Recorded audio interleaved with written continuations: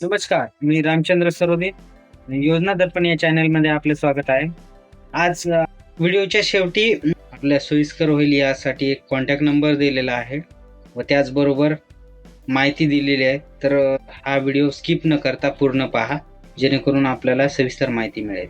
लाडक्या बहिणींना 1,500 रुपये आलेले नाहीत, अशा बहिणींसाठी हा व्हिडिओ खास राहील व त्याचबरोबर इतरही काही गव्हर्नमेंटच्या स्कीम योजना या संदर्भात मी या चॅनलवर वारंवार व्हिडिओ पाठवत राहील. तर आपण प्रत्येकाने माझ्या चॅनलला सबस्क्राईब, लाईक, शेअर आणि कमेंट करणं गरजेचं आहे.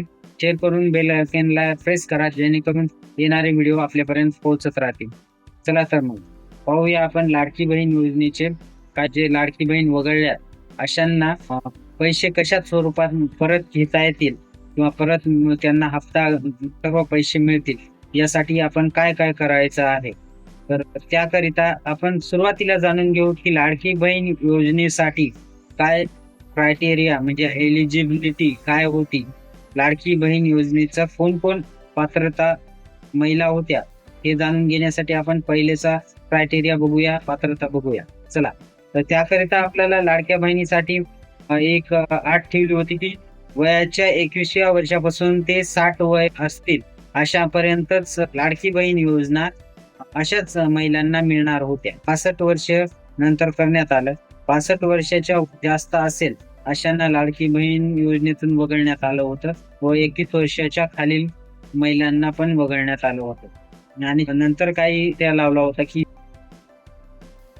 ज्यांच्याकडे 4 व्हीलर गाडीचा आहे, 4 चाकी वाहनांचे पण लाडकी बहीण योजनेचे पैसे येणाऱ्या त्या महिलांना बंद झाले होते. आणि त्याचबरोबर अशा काही महिला आहेत ज्यांनी वारंवार अपडेट केलेले नाहीत, आधार अपडेशन असेल, ई-केवायसी असेल, अशांचे पण हप्ते बंद झालेले. तर त्याकरिता काय काय करावं लागेल आणि इतरही काही समस्या. शेतकरी महिला आहेत, मग त्यांचे पण लाडकी बहीण योजनेचे येणारे हप्ते बंद झालेले आहेत. तर चला मग यासाठी आपण काय करायचं आहे आणि कशा प्रकारे आपल्याला ते येणारे पैसे मिळतील, यासाठी आपण काय करायचं आहे हे जाणून घेऊया. सर्वप्रथम लाडके बहिणींनी ज्यांचं वय 21 ते 65 दरम्यान आहे, खातरदारी घ्यायची की त्यांना 65च्या वरती जे लाडक्या बहिणी असतील अशांना लक्षात घ्या की इथून पुढे तुम्हाला लाडकी बहीण योजनेचे लाभ मिळणार नाहीत. पण 21 ते 65च्या दरम्यान जे असतील अशांना ते पैसे नियमित मिळत राहतील, जोपर्यंत 65 वय होणार नाही तोपर्यंत. 65 झालेल्या महिलांनी काय करायचं, तर मग 65 वय झालेल्या महिलांनी या योजनेसंदर्भात सविस्तर माहिती मी येणाऱ्या काळामध्ये या चॅनलवर पाठवेल. जसं की संजय गांधी निराधार योजना, श्रावणबाळ योजना, अशा हे 65 वर्ष वयाच्या महिलांसाठी आहे. दुसरा आपण एक उलगडा करूया की ज्यांच्या घरी ट्रॅक्टर आहे अशांना काही अडचण नाही. ज्यांच्याकडे कार वगैरे किंवा इतर 4 चाकी वाहन आहे, एका राशन कार्डवर एका कुटुंबामध्ये 3 महिला जर लाभ घेत असतील, तर अशा महिलांचे पण तिन्ही महिलांचे येणारे हप्ते शासनाने बंद केलेले आहेत.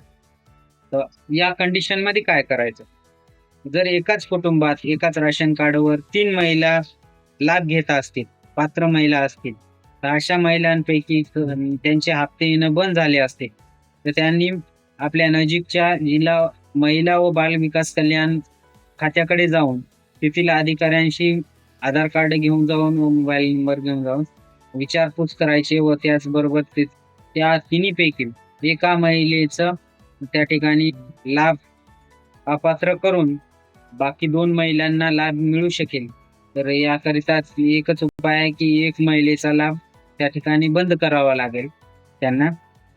आणि त्यानंतर दुसरा एक आहे की ज्या महिलांना ई-केवायसी केलेली नाही अशांनी आधार ई-केवायसी व तसेच आपल्या बँकेशी आधार लिंक हे करणं गरजेचं आहे, डीबीटी करणं गरजेचं आहे.